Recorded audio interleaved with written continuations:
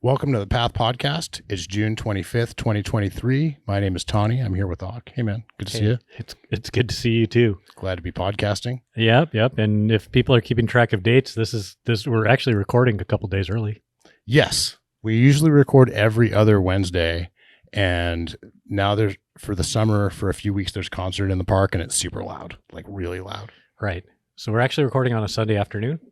3 days early? 3 days early. Yeah. So that works. Normally we record 7 days. We record on a Wednesday evening and then almost a week later on a Wednesday morning it comes out after Jake edits it and right. stuff. So this will be like 10 days before it comes out. Yep. So we got to be really prescient. That's a good word. Dune.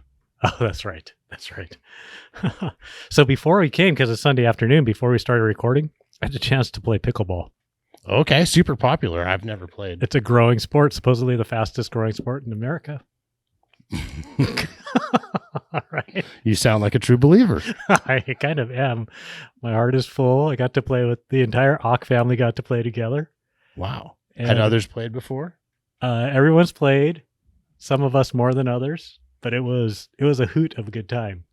And it's really funny to see a couple times the ball like right on the edge of the line, and we're all pretty competitive. Some more outwardly competitive than others, but I think we're all pretty competitive. And we did a couple do-overs, and we have this saying. Actually, I have this saying. I don't know where I got it from, but I know I didn't coin it. If something like that happens, and you're like, do-over, questionable, what happens on the next point is the truth teller. And we always say, when we were kids, we would ball say, don't lie. Okay, yeah. Right. When we were kids, we would say, God knows. God knows, right? We say ball don't lie. And so today that happened a couple times and it was chuckling. I had an experience with that. And I talk trash, when I play basketball, I talk trash, but I talk as much on myself and about me as I do just, it's tongue in cheek and, never meant in a super competitive, overly competitive way. At least that's not how it's meant. But one time I was playing basketball with a group of guys that I play with a lot. And the ball was like, it was a good game, contested. And the ball was like right on the edge. And I'm like, and I was like, I don't think that was out. And the guy was like, it was out. And so then they get the ball, comes down. I think we got the steal. We come back. And just in stride, I jack went up from the 3-point line and I let it go. And I was like, that's good. And I walked away. And I'm like, ball don't lie. And it went in. The guy that I was like chirping with, I was so pissed. He was like, you always talk that beep, beep, beep. I'm like, dude, take it easy. I talk it on myself as much as I do on the time. Anyways, ball don't lie. Seems like the basketball court's a great place for smack talk. It does. Anyways, what's going on in the shop? Trying to figure out if we're going to move forward with Lightspeed R, move over to Lightspeed X. What is Lightspeed R and X? The point of sale system. Got it. And we talked about that on the last show. Yeah, I've kind of had this moment of realization that Lightspeed R would be a good solution for us. Got it. And Lightspeed X is either a worse solution for us or a better solution for us. And we're trying to make sure we know the answer to that question before we move forward. Which one are you moving forward with right now? R. So we know R is good. Yep. And we are trying to figure out if X is worse or better. Right. We also think X could be good. We know that X would implement would integrate with our web store better. Got it. Without a third-party app. Got it, right. And I think X is more part of the future plans with Lightspeed and more the one they're working on and putting new features on. Right. I think, if I'm understanding correctly. Got it. It's mind-blowing to me that I've yet to be given a side-by-side comparison that clearly outlines for me what we would give up if we went with X instead of R. I mean, sometimes it's my experience is sometimes with software vendors when they have two products that they haven't officially sunset one of them, that they kind of don't want to provide sometimes. It's weird. Yeah. It's unfortunate. But man, you are pretty far into this conversion. Yeah. And what I found out that made me take pause is that if we switch from Lightspeed R to Lightspeed X, we start over again. We can't import our customer sales history. Oh my gosh. We can't import our sales orders and work orders. Right. So what would happen is we would be starting over again, really with the process that we're doing now, just with maybe a little bit of a head start. Sure. A little bit of lessons learned. So we and definitely want to understanding. get this right, like not just right, but best. Right. You're like halfway through the 10-year storm, 15-year storm, and then you might have to start it over. It wouldn't be, I don't think, from square one. Right. I think so. For example, we have our item. We have our. I think it's a six.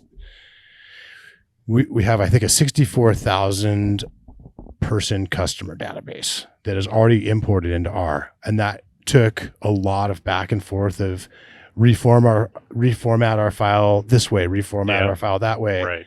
and wait a day, and then they tell us again a change, and then it got uploaded, and now it's uploaded. Right. I suspect that we are maybe 80% of the way through that process if we start over just on that particular one. Right. And I think a lot of them are sort of like that, where the groundwork that we've laid and the map that we've built still serve us. They just need to be tweaked. Right.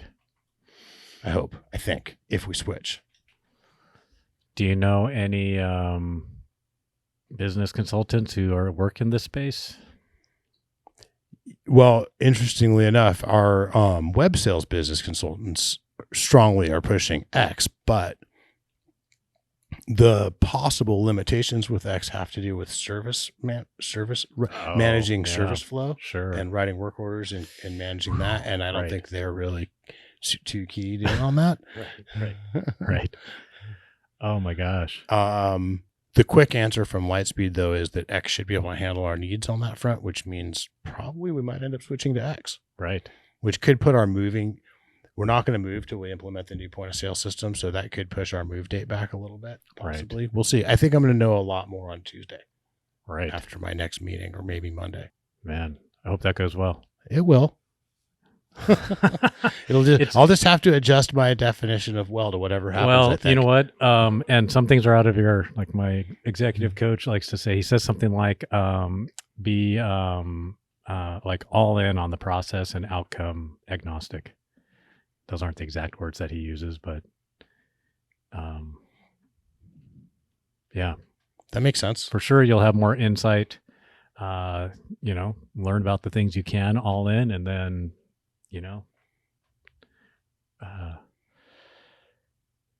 got to be okay with how it comes out. I think Oh my gosh. I think one way to look at it is just you will be okay with how it comes out. Exactly, How long is it going to take because- you to get there? Oh my gosh. Right. Right. Man. Hopefully Tuesday, like I said, hopefully that goes well. Yeah, I think if we decide to change course, that'll be going well, and if we decide not to change course, that'll be going well. And I don't see it doing much more than adding a couple weeks to the I think the outcome that I would consider having not gone well would be that we regret the choice that we make. And not because of 2 weeks delay, but because in the long run it wasn't the best choice for us. Right. Right. So I'm pretty confident we'll make the best choice for us. And Well, especially given the information that you have at your hands and the information and data that you have to make this decision, and the timeline that you the time constraint, you do the best that you can with that. yeah, Right. And maybe Jake will edit this out and we'll make an Instagram reel, and some of our competitors will give us some advice. Exactly. It's a bit, Jake. It'll be all right. You don't have to do that. So speaking of that, Mhm. that's all part of the moving process. How's the moving cell going, and keep seeing some amazing product up? Man, we have been super busy.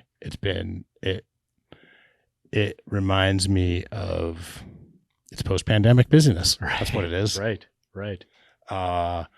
There have been times when we can't answer all the phone calls or help all the customers in the store. There have been times when I was at home working on these projects and I get the text like, "Hey, we're outnumbered," and I come running in. Oh my gosh. Which is fun for me. Yeah. That's a fun role, I think, to Right. come in and help out when we're busy.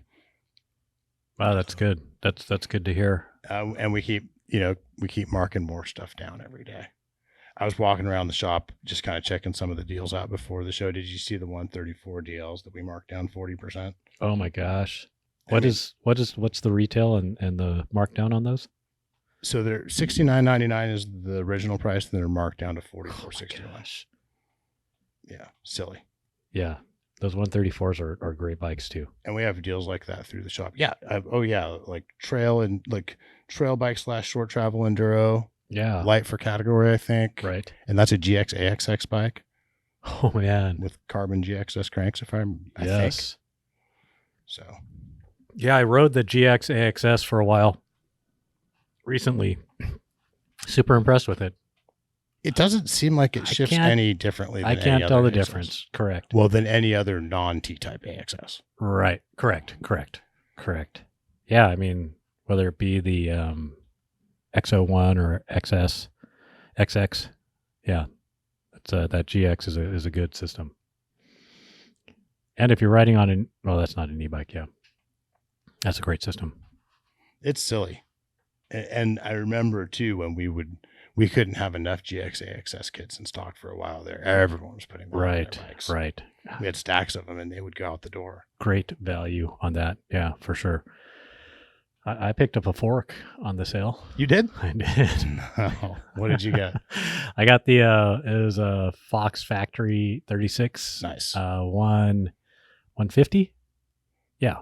No, 160. I think it's a 160. It was a 160. So thank you very much for the moving sale.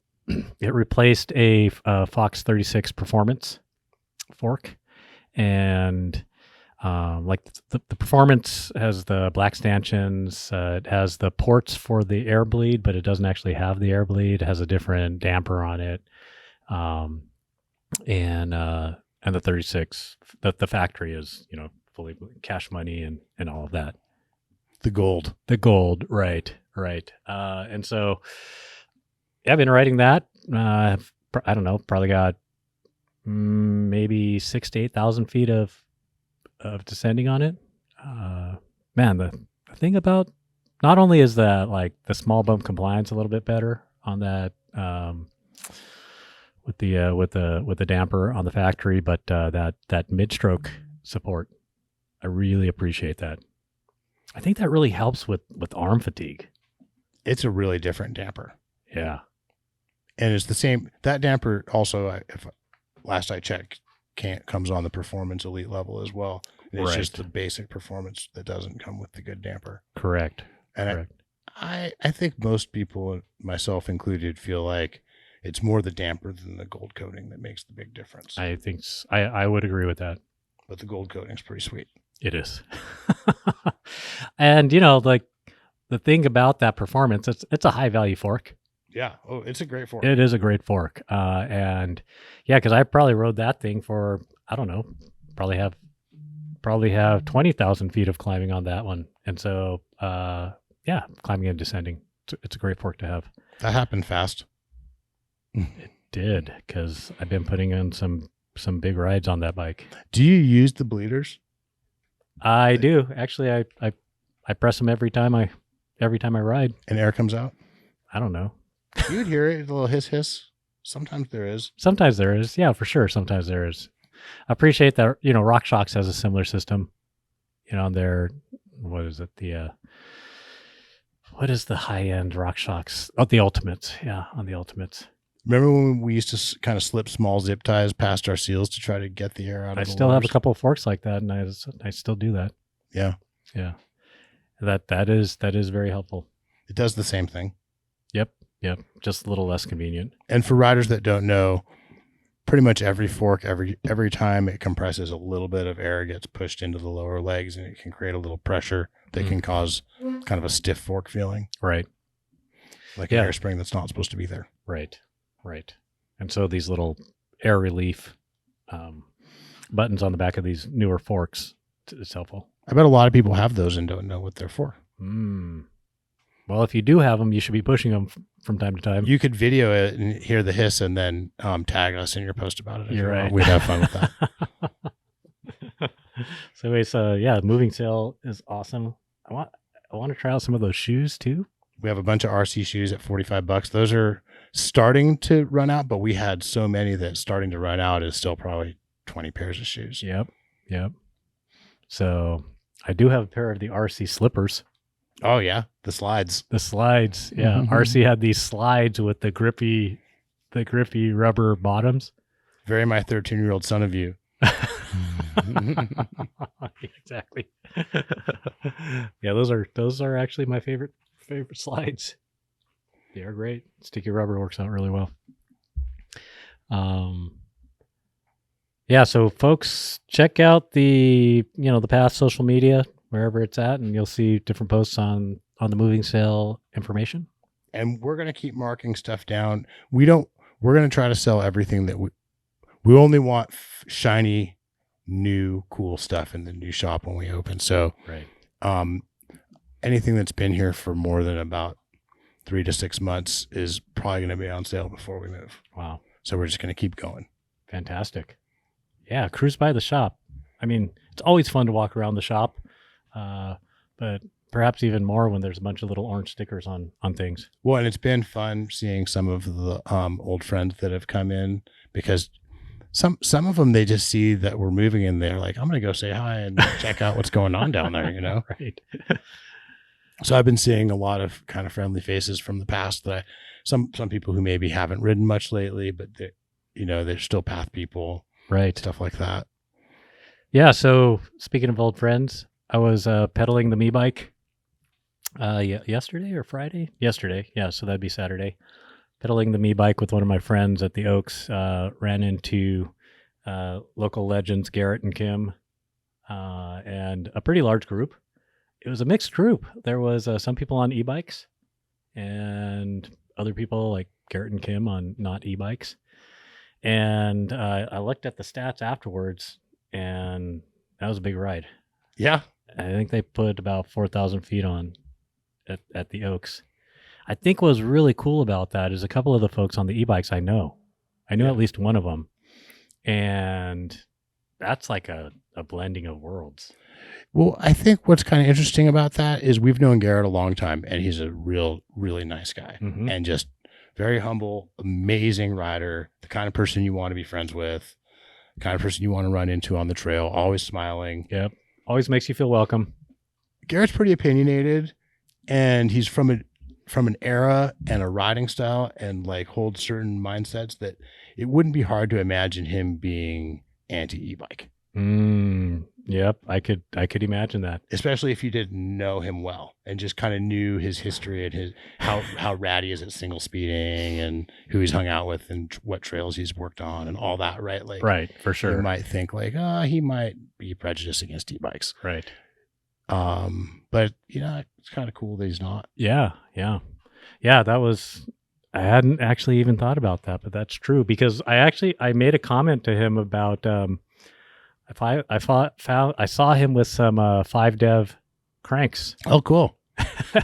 On his bike. Yeah, he's been a little more in the world of high tech modern stuff lately. Right. And I think what moved him there was the short cranks. Oh, really? Yeah. Was he talking about it? For sure. I was like, hey, Garrett, that's very becoming of you to have like 5-dev cranks on. He says 160. Oh, whoa. Yeah. Interesting. I didn't know he was on the short crank bandwagon. He is on the short crank bandwagon. Really helpful with, I think Kim is riding 160s as well. Did he say what he likes about it? No drop in power. He doesn't notice that. I think for him, the narrower hip angle when you're descending. He did talk about that. He talks about the less knee extension, and for we were talking about as you get older. Yeah. Or for people with just knee problems, right? Like or hip problems. Less range of motion required to make a circle. He talked about that. So yeah. So I was like, that's pretty awesome. It's interesting how sometimes when an idea is ready, people just start popping up with it everywhere. Right. So maybe once you get past these 10-year storms. Let's get back on that project. We're not off that project exactly. Right. There was a slight hiccup on that project when transmission came out because I am still not 100% sure if I want to redraw and cancel the prototype order and redraw around a 55 chain line because of transmission. Right. I'm sort of leaning towards no. I'm sort of leaning towards you get that 55 mil chain line with a 0 offset chain ring. Right. If you want it. Right. I like that idea. And then it's still old. It's still kind of old boost chain line. Yep. Of about 52 ish with the 3 millimeter offset ring. Right. Right. Yeah.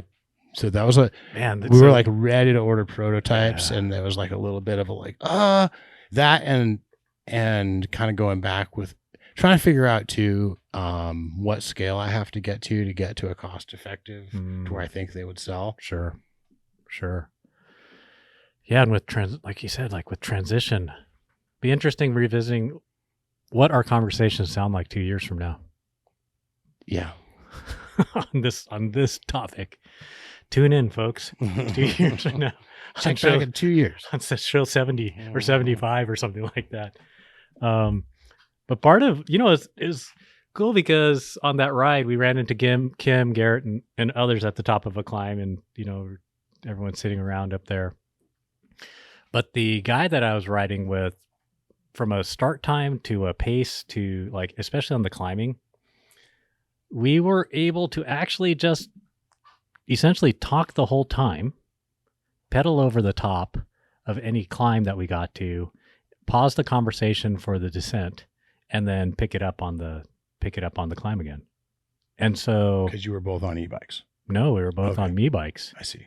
And just the right fitness level and effort for each other right then. At this point, yeah, where we're at. And I was like, he was laughing. He's like, only with you, Ak. We just never stopped. I was like, yeah, but we rode well within ourselves.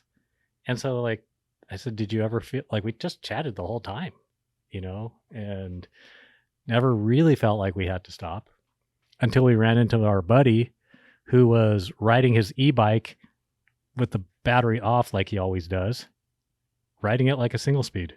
Who do I know this person? I don't think so. Gnarly. Yeah. Guy named Tony rides an Orbea Rise, aluminum Orbea Rise, probably like the 2021. And he loves the bike. He just mostly likes to ride it without the battery. Yeah. He sometimes puts the battery in for certain things. Yes. So like climbing, there's really some small sections in the Oaks where an e-bike would come in handy, and little short, steep climbs. Have you talked to him about the process of getting the battery in and out? No. It's not as easy as the relay. Yeah. In fact, I'm trying to remember. I think you might have to pull 2 of the motor mount bolts and rotate the motor down a little bit. Right, on that one. Yeah. I wonder what it weighs with the battery out. Yeah, I don't know. Probably in the mid to high 30s. But this guy, he only rides single speed bikes, and this is like his only non-single speed bike. And so he just pedals it along. More power to you, right? I mean, no judgment here. More power to you. But a relay, that would be great for somebody like that. Yeah. Yeah. Anyways, socializing while you climb instead of at the top. And I don't know why it reminds me of this, but weren't you like kind of thinking about getting a downcountry bike and then you got an e-bike instead? I was. Kind of with this idea that you just wanted a bike that encouraged you to spin a lot and fast and stuff. Yeah. Okay. So just the other day, we had a customer email the shop. Hey, I just bought an Orbea Rise from you. I've only got I just bought a Transition Spur from you. I've only got a couple rides on it. Right. I think I got the wrong bike. I want a Trans Elite. Oh no.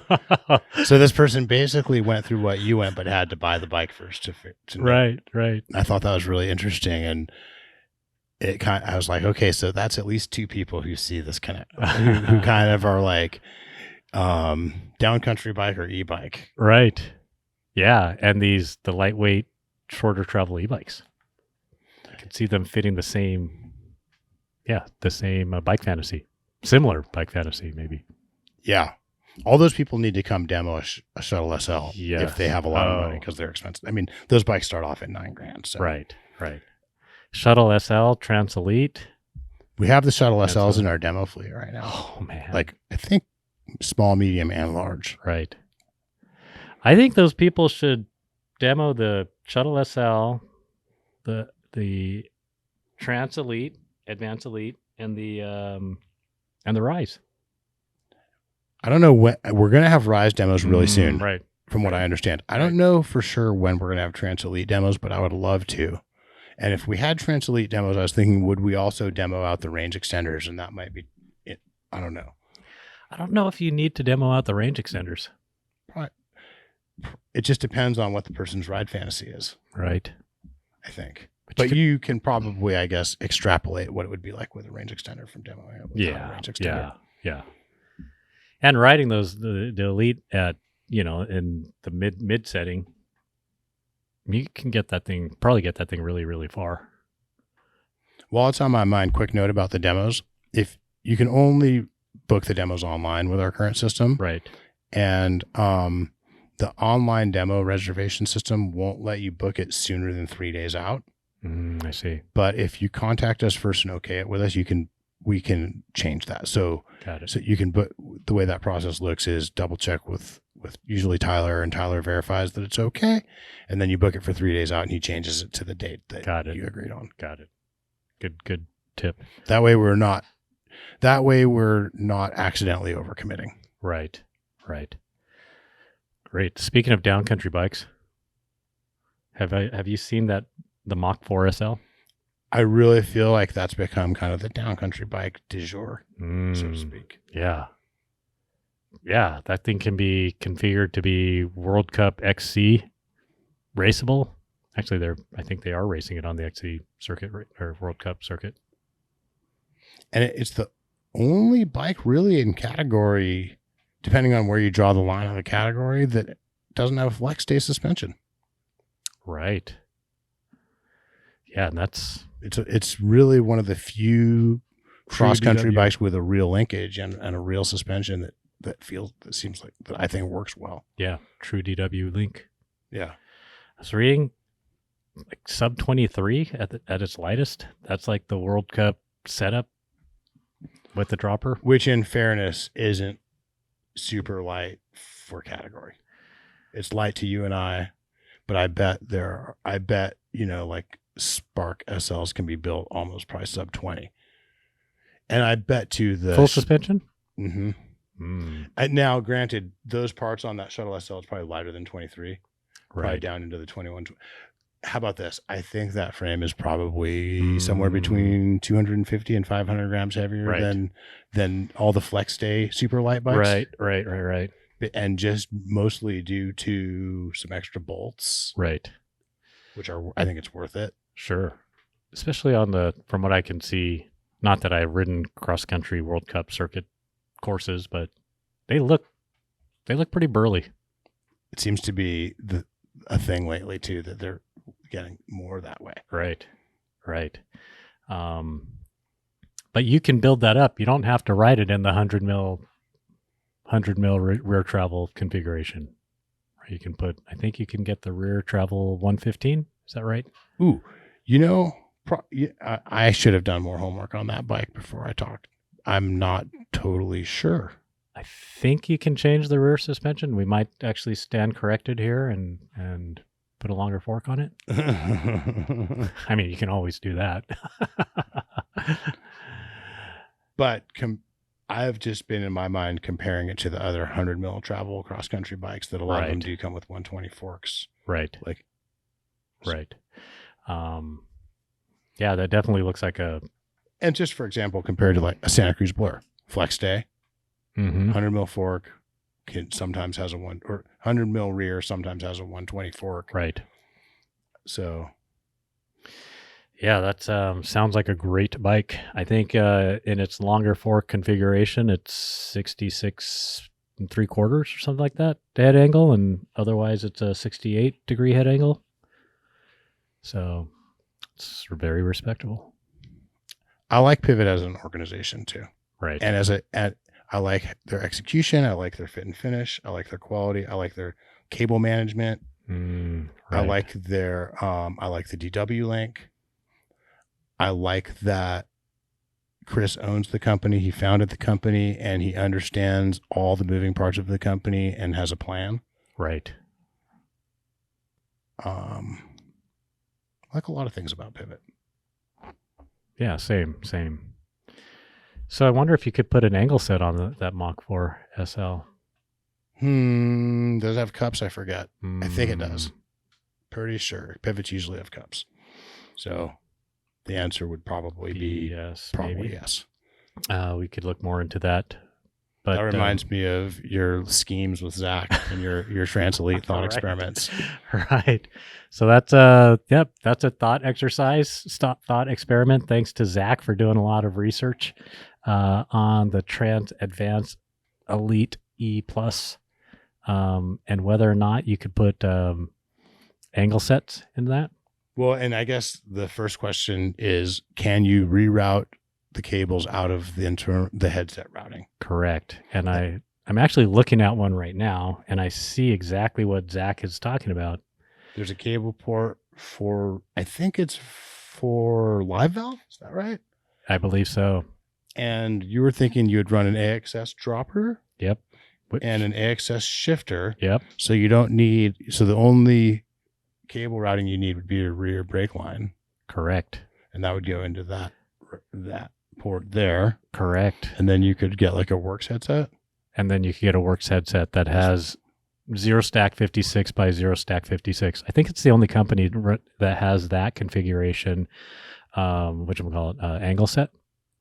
So, and we think that's the configuration on this bike. And it's pretty elite shred signaling to get rid of your headset cable routing. Even though I'm not one of the headset cable routing haters, I admire the shred signaling of it. Right. I'm not a hater on that either. Yeah. But I do like the idea of taking this. I mean, I think it's advertised as 65 and a half. Right about there. But I think we measured it, at least on mine, it's like just a shade under 65. Especially with the new fork, the longer fork on it. And the Works headset can, reduce that by 2 degrees. Was the measurement you and I originally talked about where it was just under 65, was that before you put the 160 fork on it or after? No, I think it was before. I thought so. So it could be like 64 and a half now. And it could go down to 62 and a half. Yeah. I feel like you have to be careful. You have to keep this lens when you slacken the head angle out by increasing fork travel. Yep. You have to remember essentially that like terminal bottom out head angle didn't change. Right. I think, and as a point of reference for the rest of the story. That. Correct. Yeah, no, I agree with you. I'm eager to try it. You gonna do it? I am. It'll look rad. We'll see. I ordered the Works headset, so we know we like that head angle better. We do. I'm eager to try it. Maybe somebody will see a slightly used Works headset on. If it doesn't work out. If it doesn't work out, we'll give you an update on it. I would bet if I was a betting person, I'd bet on it working out. Yep. The other thing I was thinking about on that bike was the rear shock has a 62 and a half. Let me see. No, it's 52 and a half stroke and a 185 eye to eye. I saw the shop has a 185 by 55 stroke shock. It's an X2, and what comes on it is a float DPS. and what's in the shop is an X2.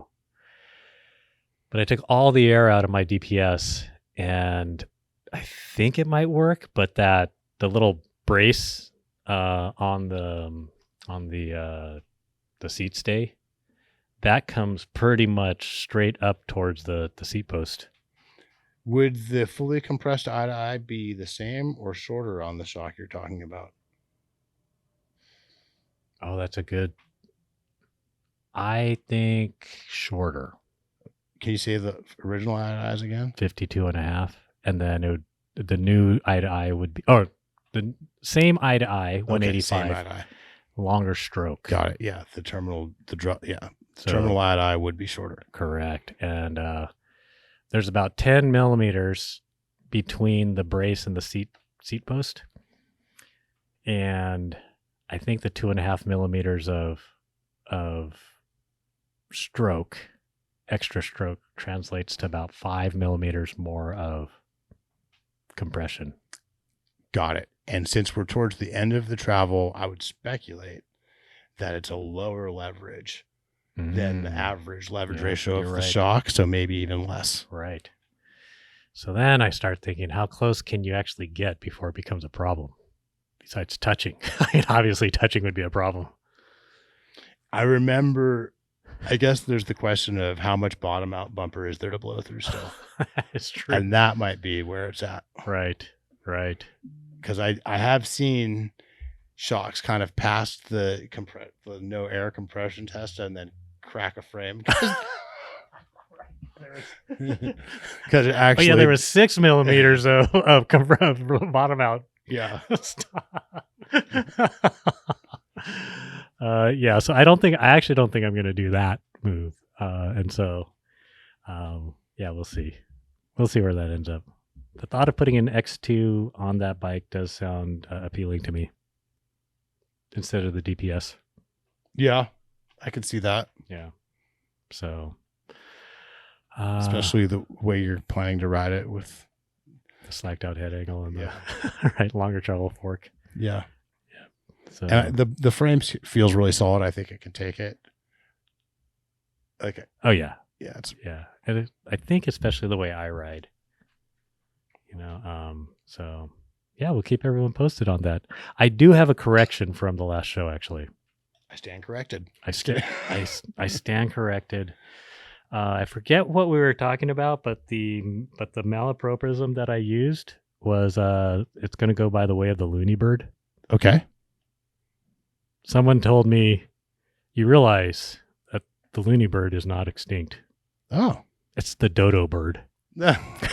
Okay, so go by the way of the dodo bird, okay?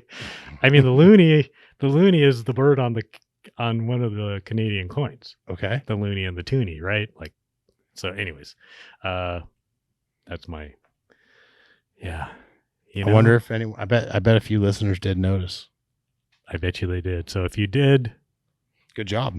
Good job on noticing. Podcasting is not a walk in the cake.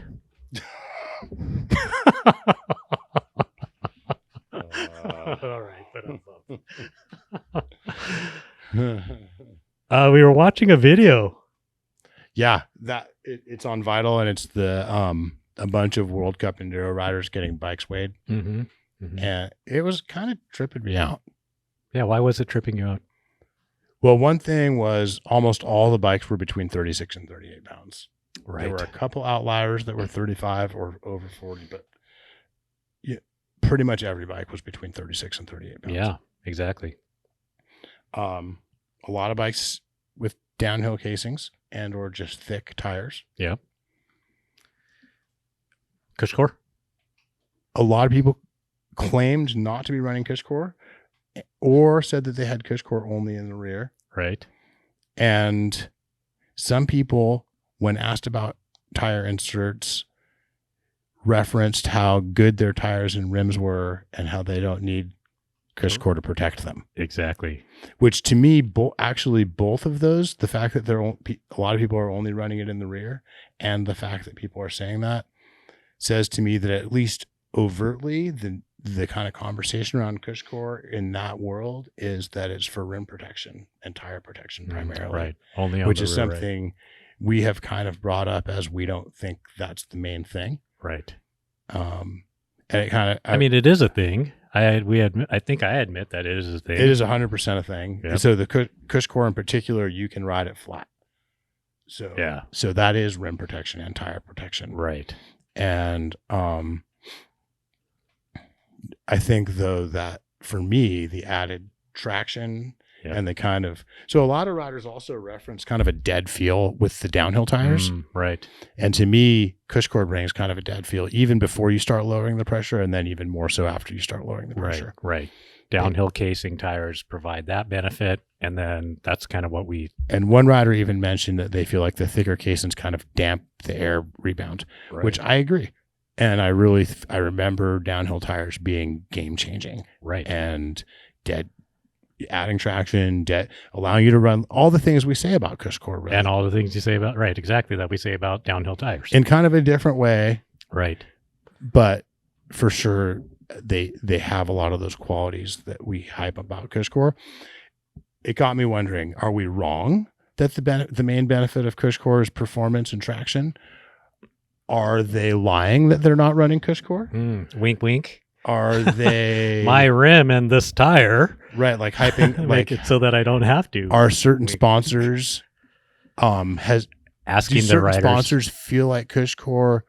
Are certain sponsors buying into the idea that Cushcore is for protection, and therefore feel that if riders run Cushcore, it's a negative of their product? Yeah, possibly. So that they're asked not to say they run Cushcore. I just don't know. And some of the weights also, to me, I was like, 38 pounds for that Firebird with no Cushcore? Right. And Ball don't lie. Ball don't lie. Right. And I get it. Downhill tires are probably, almost a pound heavier each. Right. But it doesn't. A lot of them had hand guards, and a lot, as you pointed out, a lot of them probably had coil and the conversions in the forks. Right. Possibly. But even that wasn't overtly apparent. Yeah. And we have a large Firebird with alloy rims and not super high end parts that weighed under 34 pounds just now without pedals. Right. And we also had the Nomad. Right. And the weights I feel like would have made more sense if they all had inserts when most of them said they didn't. Right. And because there were some that were in that 35 and 30, just a few were in that 35 and 34 and a half pound range, which maps more onto the bikes that we threw on the scale here in the shop. It was tough to notice if a lot of them were running carbon rims or not. Right. Some other variables that could change things. Right. But I assume they're all running, expensive light cassettes and carbon cranks. Yep. Well, and I thought one of them even was running one of the Santa Cruz was running the reserve wheels. Mm-hmm. And that was a 37 and a half pound bike or something like that. Or I think they claim no Cushcore. No Cushcore. Right. So I assume that's a CC frame. Yeah, because the bike that we threw on the scale here was a C frame with a GX build, probably heavier cassette, non-reserve wheels. I bet you that bike is around 33 pounds out of the box if it's a CCX01. Right. Without Cushcore and with probably EXO or EXO plus type tires. Correct. Yeah, because the bike that we threw on was like a 34. And that was a GX, C frame with C-frame the S build, which right. is the frame is heavier, the wheels are heavier, the cassette is heavier. Yeah. Ball don't lie. So that really has me wondering. Behind the scenes, when the World Cup Enduro people, the mechanics and the riders are talking to people they trust, is the narrative still that Cushcore is for protection? So, do some of them agree with us that it's really more about the added traction? Are sponsors asking people to say they're not running Cushcore when they are? These are the questions. These are the questions that brought up. Yeah, for sure. I agree with you.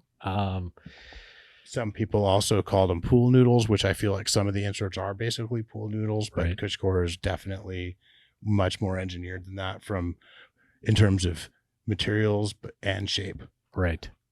So density and squishability and Right. Squishability. all that. Yeah, that was a good video to watch. I just wish they would have said how wide are your bars as well. Yeah, except we've seen that. Yeah. We've seen that, and a lot of them are running 760 bars. Yeah. Yeah. But at the Path, most people are running 780. That I is think. right. Look at that spreadsheet.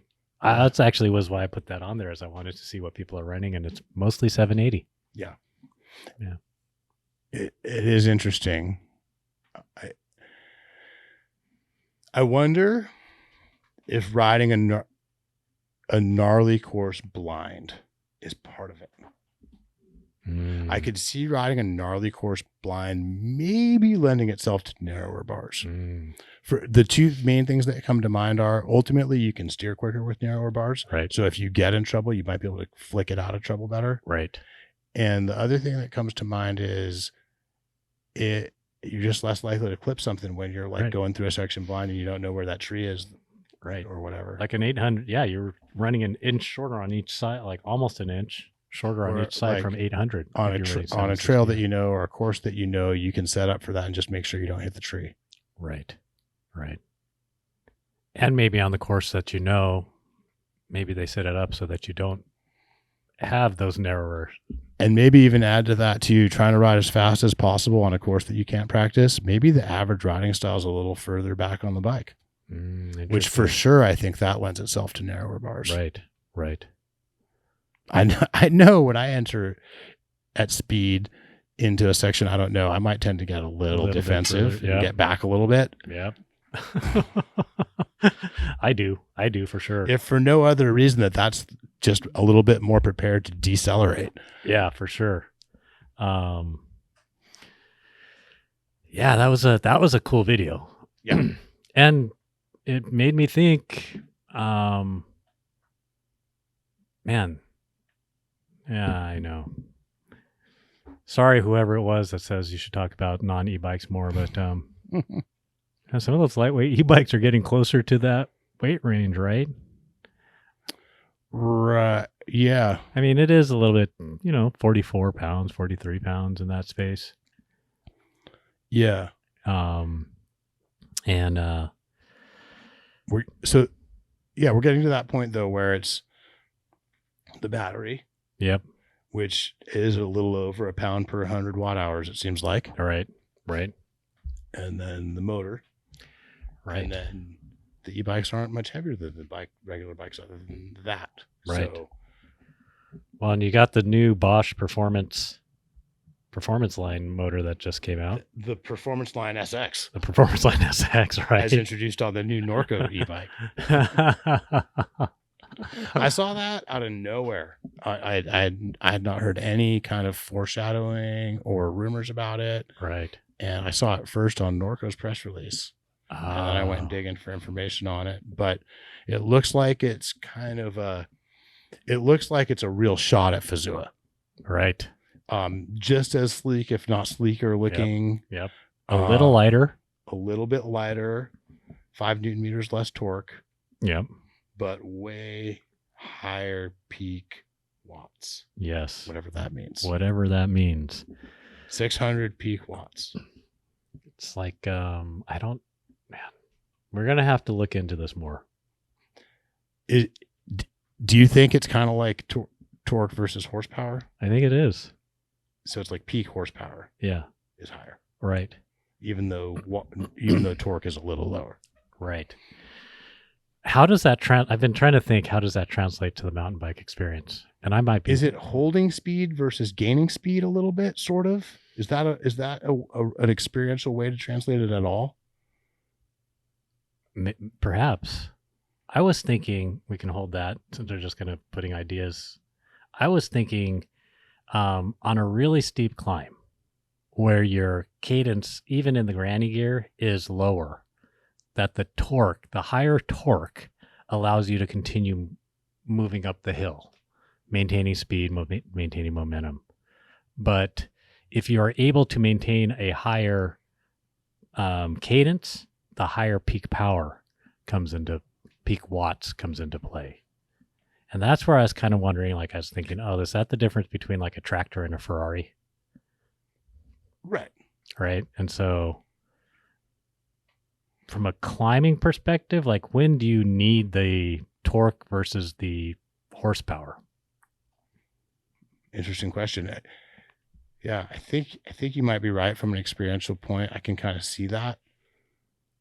Right. So kind of like, I think horsepower lends itself to a higher top speed, where torque lends itself to a faster 0 to 60 and a better towing capacity. Right. Just trying to like think about this. Right. Man, we're probably really bro sciencing this. We are definitely wrongness, man. So, but that's okay. Okay to show vulnerability again, 2 shows in a row. We're doing it again. Send us your comments. You could DM me on Instagram, _Ak or Tani. Yeah, that's but Rocky Mountain put that out. Norco, sorry. Gosh, yeah. Norco put that out on one of their bikes. And also, I think it has some really cool wireless technology. Right. Similar to their race motor. Right. Yeah, that looks exciting. And man, I kind of was wondering if that's going to really start showing up. And I think one of the stories I read, gravel bike experience. They're pitching it as partly as for gravel and the whole lightweight mountain experience. Right. Yeah, and it really feels like, oh, here we go. This is the next. Now people are going to want this. Yeah. We'll see. Yeah, so that'll be interesting. I think again, I feel like the gravel bike space with e-bikes, gravel bike space has a lot of room for growth, and something like this, I think, can really be helpful. Maybe. Just before I should comment on that, they do pair it with a 400 watt hour, I think, Bosch battery, which I think that's good when the battery is made by the same manufacturer as the motor, because we run into stuff in the shop where there can be like mutual finger pointing between between, say, a battery maker that's on a bike and a motor maker that's on the same bike. Sure. Different people. Right. And that could add. We have had times recently where that has added a week or two to the kind of post-sale troubleshooting process to get someone back up and running. Right. And I think it's smart to have.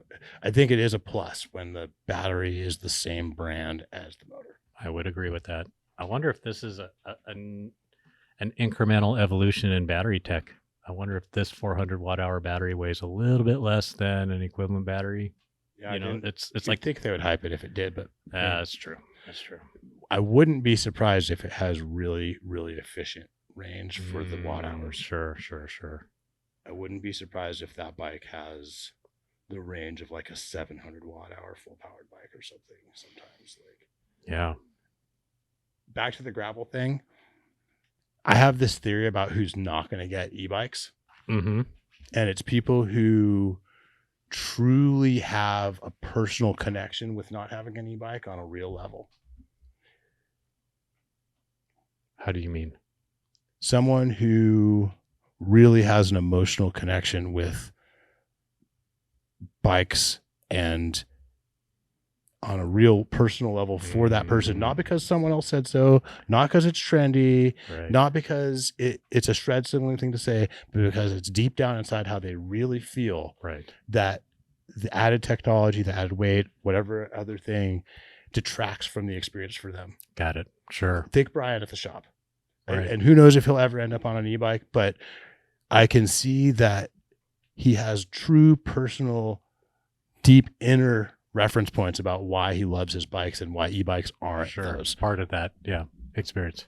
Right. And I think a lot of the people who say they're not ready for an e-bike or don't want an e-bike or talk badly about e-bikes, they're repeating after someone. I mean, I know that might be, I'm sorry to anyone who takes offense. But a lot of times it doesn't seem like it's an original idea. Right. And I think those people will end up on e-bikes. And going back to, or at least maybe will become e-bike curious, and going back to, and maybe they'll try one and develop a real personal reason to not get one. Maybe they'll have an experience that isn't what they're looking for on a bike in some cases. And then they'll get into the category I'm talking about of someone who actually knows what they like, and it's not e-bikes. Sure. And it's because of who they are, not because of who anyone else is. Right. Because the way e-bikes are going, if it's because of who anyone else is, you're probably going to get one, right? Because that's going to be the trendy thing to do. Right. As far as gravel goes, I feel like there may be a higher percentage of riders in the gravel group who might have that value system where they're kind of not going to like the e-bike because they act. I mean, when I think of when I have been involved in gravel, for me, it's like, man, this is painful. Right. This is self-sustained. This is like self-supported. Right. Sure. It's low tech. It's like all these things that are not E. But you could have more of that. Maybe I'm misunderstanding the overall gravel experience I agree. a little bit and the culture. Yeah. But I think culturally, this is where it gets iffy, right? Because according to my own theory, if the culture shifts, then only the people who really have this rooted inner part are going to not move into that. Right. But I think, the cultures are made up of individuals, and I think a lot of the individuals who kind of really are involved in gravel riding and do a lot of gravel riding, they do it for reasons that maybe don't mesh well with E. Right. Yeah, no, I could see that. Personally, I would love to have an E gravel bike, especially since I put cush core on my gravel bike. It's interesting. I don't know if I want a E gravel bike or not. And I do have a gravel bike, and I don't plan to get rid of it. I don't ride it a lot. I'd probably ride an E gravel bike more. I don't know. Right. I mean, what if you had an E gravel bike that has a 66-degree head angle? I do ride my the chamois Hagar, and I still have that, still ride it, put cush core in it, and yeah, since I put cush core in that, it makes riding some semi-aggressive trails, Santiago Truck Trail, or some of the up the top end of chutes at the Oaks. It's like a little kind of semi-mild waterfall section up there. Feature totally makes it more, with a person my age, makes it way more enjoyable. What's the head angle on your chamois Hagar? It's like 66.5. Okay. And so, yeah, for a static fork, that's very slack, because that's a static measurement, and it's also just the measurement. So that's also the sagged measurement and the bottomed out measurement. Right. That is very right. And it's, with the cush core in there, it really doesn't rattle my brain out. Oh, cool. Yeah, it's really helpful for me. Anyways, I wonder if cush core makes a bigger difference than, say, like the Zerts that Specialized uses. I bet I would speculate that it does. At a bigger weight penalty as well. That's rotational. Right.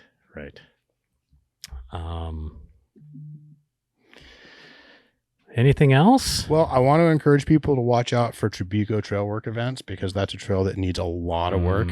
Right. And the events are popping up with too short of notice for us to hype them on the podcast. Right. So you can watch for them on Facebook. The Path, the Warrior Society, and other organizations are all talking about them when they happen. Right. So you could sign up for our newsletter. I think that's a really good way to get alerted to a lot of events, including trail work. How'd the trail event go last Saturday for the Path? I couldn't make it because I had kid stuff going on, but from what I understand, it went awesome. And there's a really cool reel about it on Instagram, and a lot of cool comments. I would say organizationally, 10 out of 10 would do again. Fantastic. Yeah. And huge thanks to everyone who participated in that, and everyone who does trail work. For sure. Yeah. Is that a podcast? I think that is. Thanks, Ock. Thanks, Jake. thanks to all the riders and listeners and our vendors, and huge thanks to our staff, that our brothers and sisters in arms. Let's all remember to love the bikes we ride.